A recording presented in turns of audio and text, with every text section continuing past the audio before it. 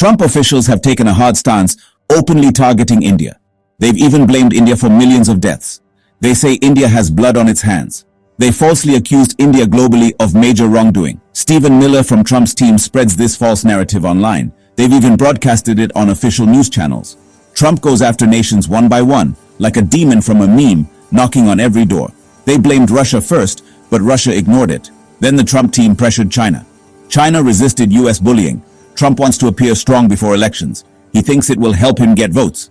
Russia and China won't help Trump appear tough. So Trump chooses to target India. Now they've started attacking India. They say India has blood on its hands. They're indirectly accusing India of murder. Their motive is to impose heavy taxes. They're using these accusations to justify massive tariffs, 100% to even 500% on Indian goods. Such tariffs would cause massive job losses in India. It would hit ordinary workers, not government or corporate staff. Big corporations are a small part. Ordinary employees in those companies would suffer most. Trump's team is attacking the livelihoods of common Indians. We'll see why they're lashing out so violently. Their rage is so intense, they've called India a murderer. They blame India for a country's destruction. Now I'll explain what they're really saying. But first, I want to say something openly. I'm not saying this just to ask you to subscribe. Honestly, I'm very surprised. Our mainstream media mostly focuses on politics and celebrities. They rarely go beyond such news. They claim it's all due to TRP ratings. But we've been discussing global affairs here for a week. It's not about real wars. It's a trade war involving India, US, Russia, and China. 500,000 people follow our global affairs content daily. I wonder how many languages cover such topics. Keeps following our updates. Viewers from world. Daily, 500,000 stay updated on world issues. This makes me happy. Thanks, your support helps me explore these topics. Now let's discuss Trump's latest accusations on India. Why accuse India of murder and impose tariffs? Let me explain everything clearly. But first, please subscribe if you haven't. Let's get started. Hello everyone.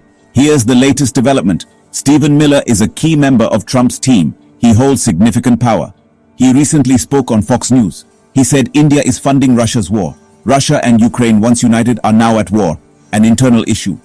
Miller claims India is funding the war, leading to Ukrainian deaths. He says India funds the war alongside China. He says this is unacceptable. India and China working together may seem unbelievable, he says. It's shocking, especially from India. He blames India for Ukrainians' deaths. He clearly says India is funding Russia's war. Why did Trump make such accusations? Let's go back in time to verify. India has never joined any war. India is known for never invading other nations. India has never attacked or occupied other lands for selfish reasons. India could overpower Pakistan but didn't. It wouldn't be hard for India. There are small countries near India, but India has never invaded them. Still, they blame India for a foreign war. What proof do they have? Russia-Ukraine war started 2 to 3 years ago. We've discussed this war before. No country is officially funding it. Most nations have cut trade with Russia, but 2 countries still trade with Russia. Mainly China and India continue buying Russian oil. That keeps Russia's economy stable. India, China, and Brazil buy Russian oil. China buys over 50% of Russia's oil. Half of Russia's oil exports go to China. India buys nearly 40% of that oil. Brazil buys around 10%. Trump dislikes all 3 countries. Trump's team wants other countries to fear them. Many nations fear Trump, like Vietnam, Thailand, and Pakistan. They surrender quickly when threatened. They obey without conflict or complaint. They let US products flood their market even if it hurts local farmers. Trump is pleased when nations bend to US terms. He invites them for dinner. He even hosted Pakistan's military officials. That was amusing. Inviting the army chief, not president, was odd. They didn't know who held power in Pakistan. Military holds more power than government. Anyway, back to topic. India doesn't bow down. India says, be a friend and we'll treat you as one. But don't ask us to betray Russia. Don't force us to submit. India resists pressure. They tried everything, but India didn't give in. Now they blame India for murder. They accuse India and China of helping Russia continue war. What's next? They say India buys oil at China's scale, but that's not true. It's not just Trump. His allies are constantly lying too. But India doesn't buy 40-50% like China. India accounts for just 30-40% of Russia's oil exports. Why buy oil from Russia? Friendship is a reason, but cost matters more. India gets 25% cheaper oil. When the war started, some nations stopped trading with Russia. Most did so fearing repercussions from the US-India kept ties, so Russia offered deals.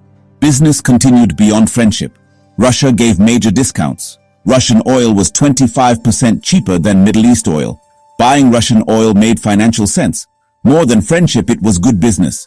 Petrol and diesel used by people came from Russia. This fuel powers daily life. Global events affect local fuel and grocery prices. India started buying cheaper Russian oil. But the situation changed. Sanctions on Russia increased. Russia needs money now. It can't give 25% discounts anymore. Now, Russian and Middle East oil prices differ by 2-3% only. Sanctions and reduced shipping raised prices. Logistics slowed, demand dropped, prices rose. Russia raised oil prices. Few countries buy from Russia now. Even with discounts, buyers are few. Only 3 major buyers left, so Russia raised prices again. Trump applies political pressure. Also, Russian oil is no longer cheap. It no longer makes financial sense for India. India saves just 2-3% now. Middle East oil is safer and easier. Maybe Trump noticed this shift. He often claims he stopped India-Pakistan war. India and Pakistan have fought for decades. But India won't let a full-scale war break out. Recent clashes ended within 10 days. India never lets it escalate. India always controls it. These are operations, not wars. India avoided full war, but Trump claims he prevented war. Now Russian oil isn't cheaper for India. Discounts have mostly vanished. Indian state oil firms paused Russian oil trade. India did this in late July. It happened before Trump's warning. Despite ties, Russia couldn't offer more discount, so India paused trade. Private firms like Nayara, Reliance still buy with 2-3% discount. They import for profit, so they continue. Trump claims credit for India's oil halt. Trump even accused India of murder. They say India stopped under US pressure. Trump said he heard India stopped buying. Oil trade changes fast. Just check live prices. Russia raised prices. Discounts are mostly gone. India now prefers Saudi oil. As India moves away, blame starts. India's state firms pause Russian oil imports. Last week, India barely imported any. Reliance and Nayara still continue. Reliance alone imports 60% of India's oil from Russia. So Reliance still buys Russian oil. Even in 24 hours, millions of barrels arrived. Trade goes on despite Trump's warning. This angered the US. Now they blame Indian private firms. They say Russia survives on India's money. They say India helps Russia. Forget China. Now they claim India has blood on its hands. But India has no link to the war. It's just buying fuel or trading for public good. Kashmiri apples need fuel to reach Tamil Nadu. Fuel is essential. Fuel price affects apple cost, not just Kashmir apples. Fuel costs push up transport and everyday prices. When India cut costs this way, they say it's funding the war. If Russia were America's ally, would they still blame? Try seeing it from that view. Gaza is completely destroyed. If you visited Gaza City, it's completely flat. It was like Chennai flattened like seawater. From Mylapore to Georgetown, Adyar, Alwarpet, Pose Garden, Siderpet. Imagine all flattened. Imagine if all buildings were bombed. When Israel did this to Gaza, the US didn't care. US not only funded but led the war and supplied weapons. Many infamous things happened. They sent bombs with signs dropped on children. US did all that but didn't care. Now they accuse India of funding the Russia war. Who truly funded the war? Look at 100 years of history, or even our lifetime. There's a famous joke. In school, someone with oily hair, America would say, "Who has oil? I'll give you freedom." That's how the US has approached oil-rich regions. Now the US targets Pakistan, trading oil for development. We saw US development in Iraq. Now all this is happening here too. They threaten, "We'll raise tax by 100%. We'll raise tax by 500%. That's what US Senator Lindsey Graham said. They raise tax beyond 50% or 60%. It's like saying Indian products can't be sold in the US. If Indian products can't be sold in the US, what happens? India exports clothes, gold, diamonds, jewelry, and medicine. Those companies will sell in South America, Brazil, Europe, but none of those give US-level revenue. That's reality. Accept it. Then what? Companies won't shut down, but lay off underperformers. They'll fire high-paid staff first. AI can't replace blue-collar jobs. AI replaces thinking jobs. So high-position workers in India may lose jobs. Demand may shift elsewhere. We can still sell elsewhere. Actually, that's good for India. India will diversify. Instead of relying on one country, India diversifies. How long will America keep bullying?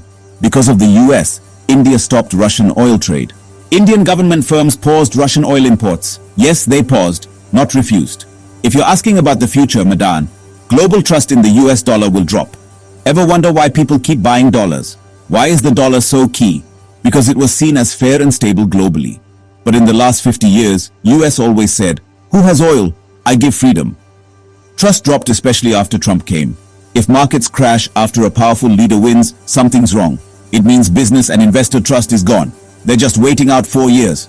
After Trump, not just US, but world markets crashed. Now trust in the US is fading. As trust fades, people will move from the dollar. Even governments will shift. India already started deals with UAE. India said, pay in rupees and dirhams, ignoring dollars. Others are slowly copying this. China promotes the yuan. India promotes the rupee. As trust in the US drops, this grows. The superpower that scared all loses trust and falls. Why do we believe Rs 100 is valuable? We believe Rs 100 is worth Rs 100 because RBI governor's signature gives it value. The signature makes Rs 100 real money.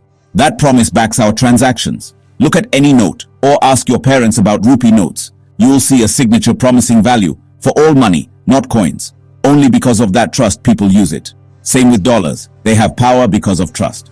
In that trust, the US dominates globally with dollars. But if the US labels every critic a villain or terrorist, India lost trust in the US. Whatever said and done, the oil price gap is only 3-4%. Why oppose Trump for that small difference? Indian governed companies like Indian Oil paused Russian oil trade. That's public news. You can search and confirm it. You may ask, is Trump involved? Definitely yes. Any smart leader would avoid risking 25-30% exports for 2-3% profit. India's government thinks the same, fairly. Beyond emotion, it's logic. But what do you think? Do you feel India must never leave Russia? Or survival matters, do what's best for India? What's your take?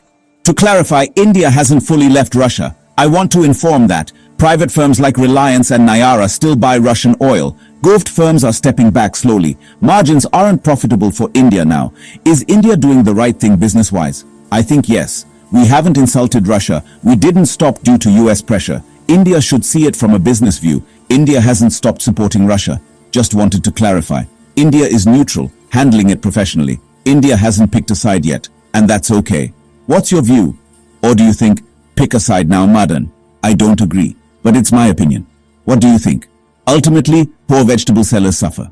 She doesn't know geopolitics, but feels price hikes. That's the impact. Her food cost rises. India should never risk that. That's my opinion. Share your opinion in comments.